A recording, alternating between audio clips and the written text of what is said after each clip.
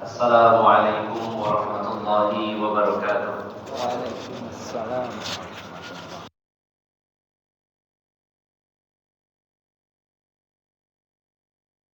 العاقبة للمتقين ولا عدوان إلا على الظالمين كالمبتدعة والمشركين وأشهد أن لا إله إلا الله وحده لا شريك له وأشهد أن محمدا عبده ورسوله لا نبي بعده صلى الله عليه وعلى آله وأصحابه والتابعين وتابع التابعين ومن تبعهم بإحسان إلى يوم الدين.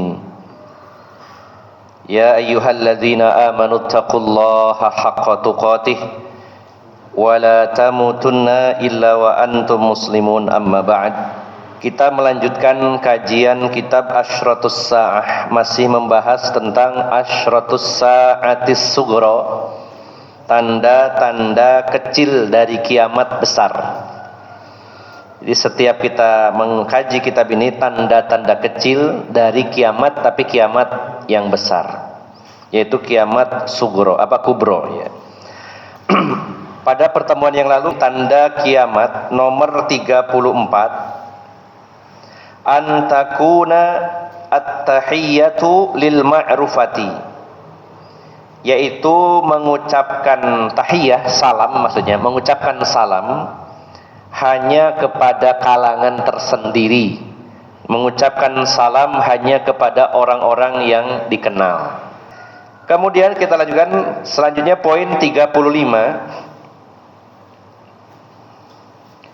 iltimasul ilmi indal asaghir, diambilnya ilmu dari orang-orang kecil.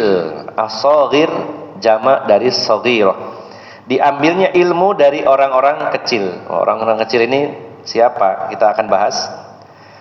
Rawa al-Imam Abdullah ibn Mubarak bisanadihi an Ubay an Abi Umayyah al-Jumahi, diriwayatkan dari Abdullah ibn Mubarak. Kita kenal Abdullah ibn Mubarak ini menulis kitab hadis yang berjudul Kitabuz Zuhud.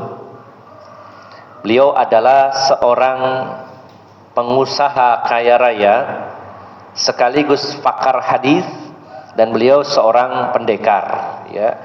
Di kancah jihad beliau selalu tampil dan banyak mengalahkan musuh-musuh beliau, dan beliau dalam setiap peperangan selalu mengenakan tutup wajah. Mungkin seperti Hamas hari ini gitu kali ya. Beliau seorang konglomerat, pakar hadis, muridnya banyak sekali, dan beliau seorang mujahid. Ini terkumpul banyak sekali kebaikan pada diri beliau. Sampai para ulama lain sempat berdialog dengan beliau, Ibnu Mubarak. Mereka bertanya, wahai Ibnu Mubarak, Anda ini tidak konsekuen. Anda menulis kitab yang berjudul Kitabuz Zuhud, kitab zuhud, tapi Anda seorang pengusaha besar. Harusnya orang zuhud itu ya hidupnya sederhana ya.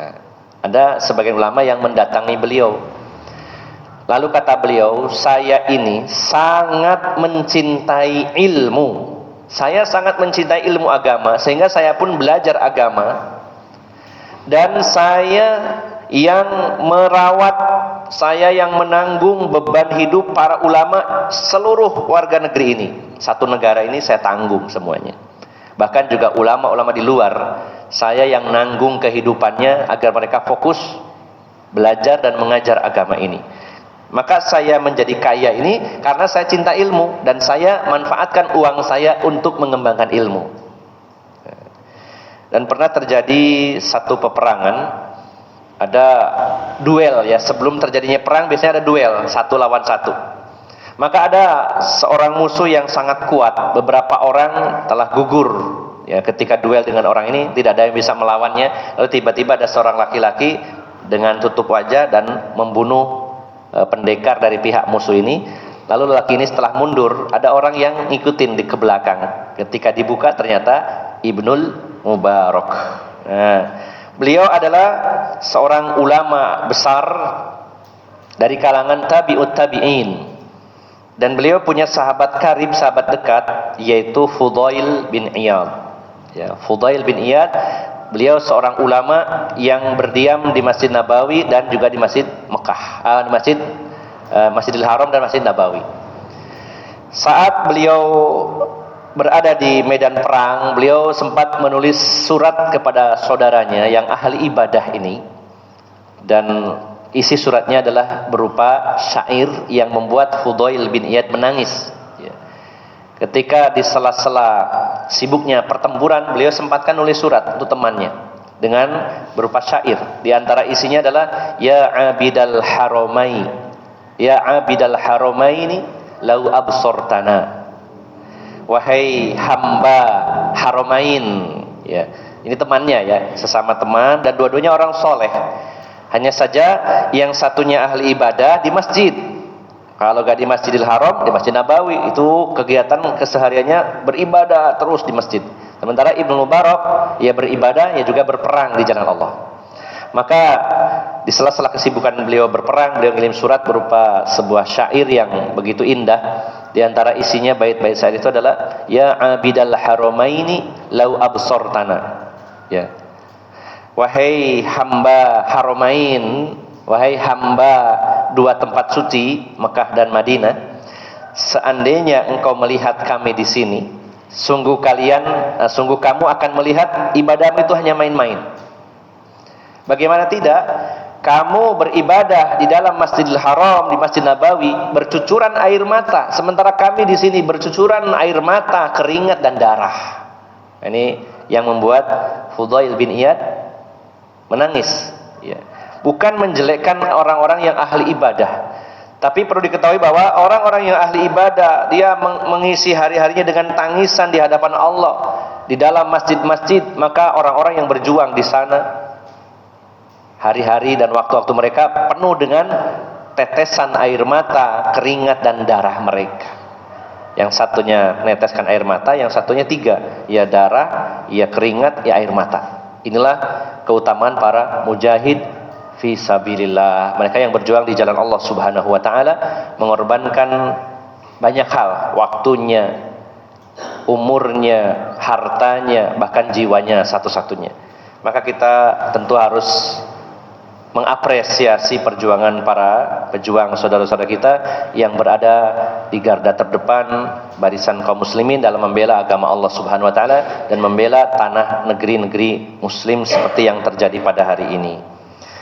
Nah, ini diriwayatkan dari Ibnu Mubarak dengan sanadnya Abi Umayyah Al-Jumahi, ini dari sahabat radhiyallahu anhu, anna Rasulullah sallallahu alaihi wasallam, bahwasanya Rasulullah sallallahu alaihi wasallam qala, beliau bersabda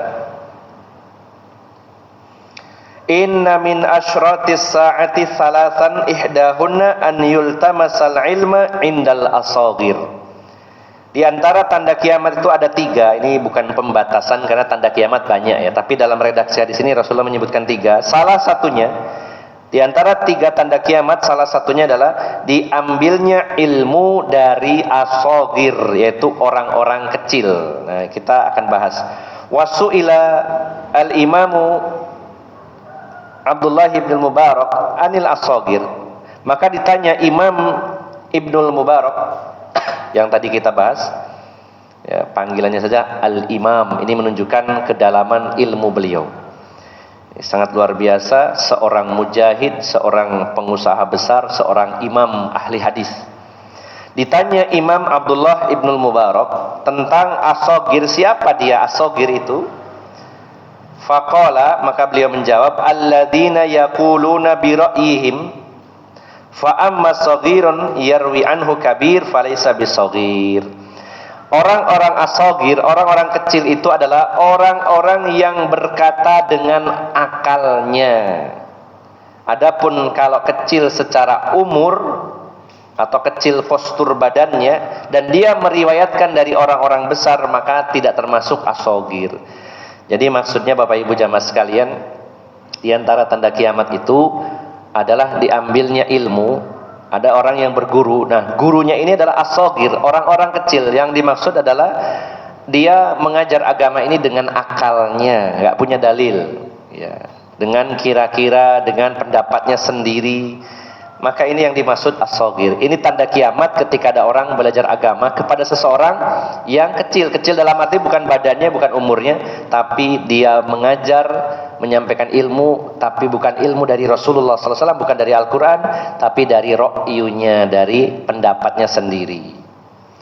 Wa qala fi dzalika aidan atahum al-ilmu min qibali asagirihim, yakni ahlul bidah.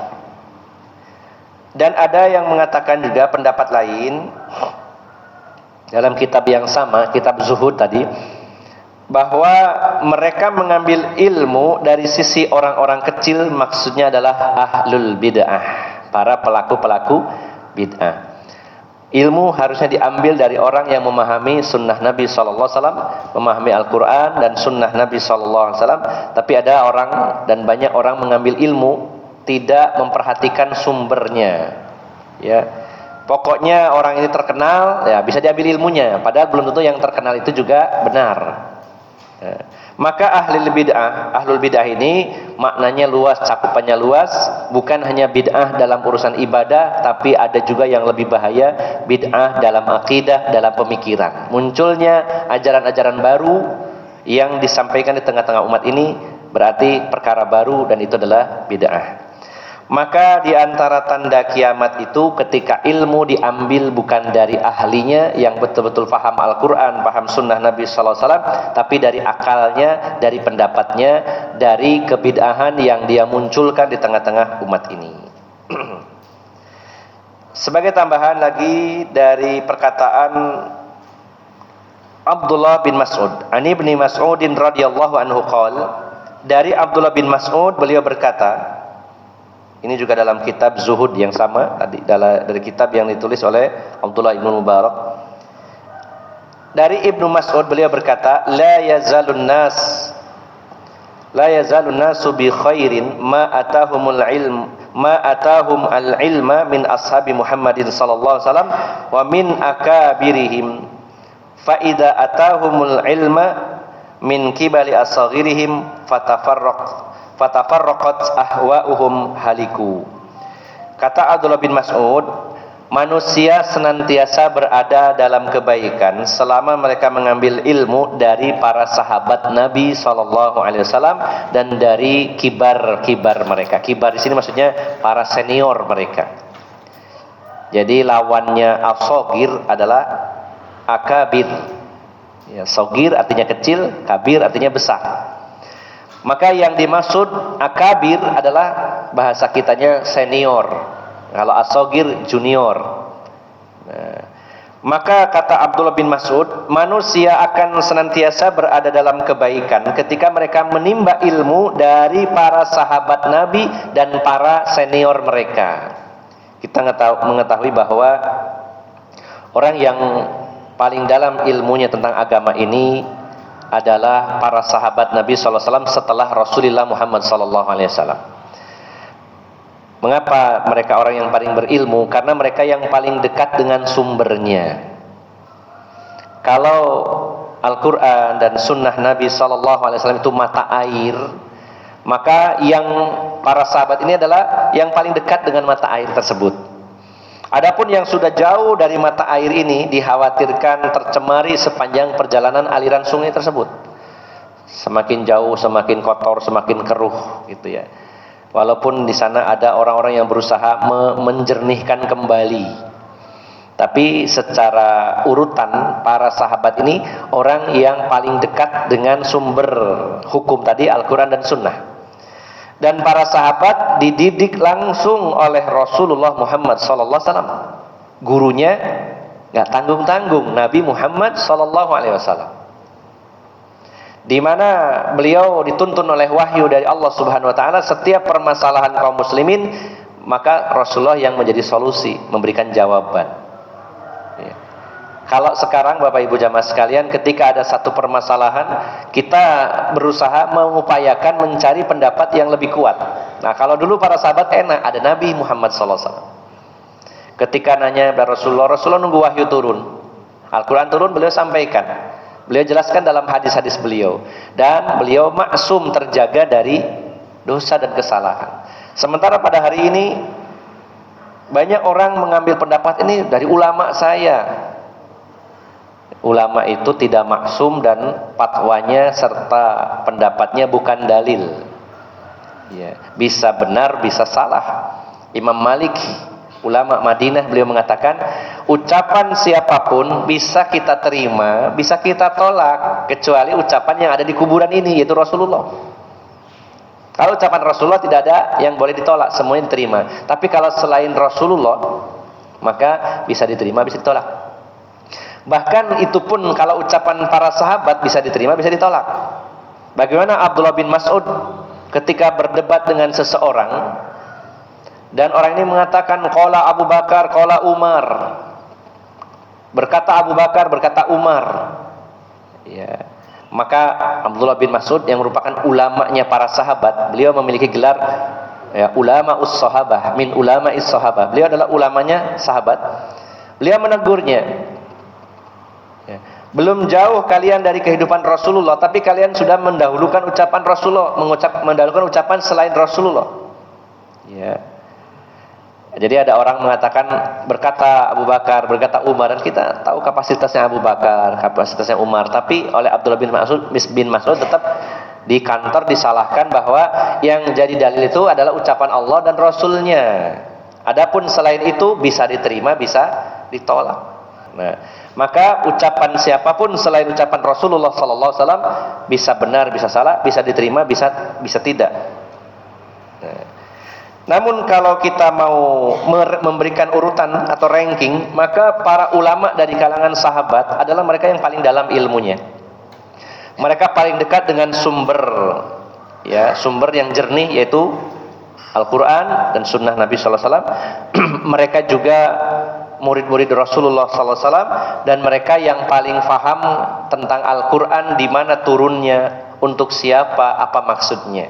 Maka kata Abdullah bin Mas'ud, manusia akan selalu berada dalam kebaikan selama mereka mengambil ilmu dan menjadikan guru-guru mereka dari kalangan sahabat dan senior-senior mereka.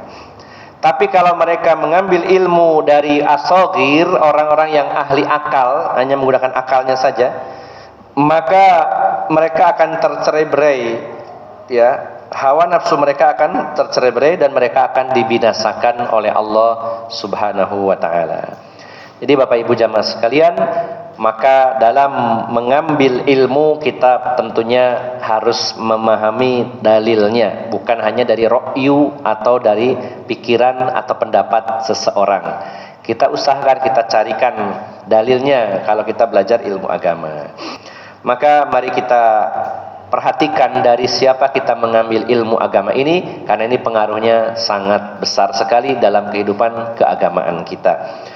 Demikian Bapak Ibu jamaah sekalian, semoga bermanfaat dan semoga kita senantiasa dilindungi oleh Allah dari segala fitnah akhir zaman, dan semoga Allah melindungi kita dari penyimpangan dan kesesatan.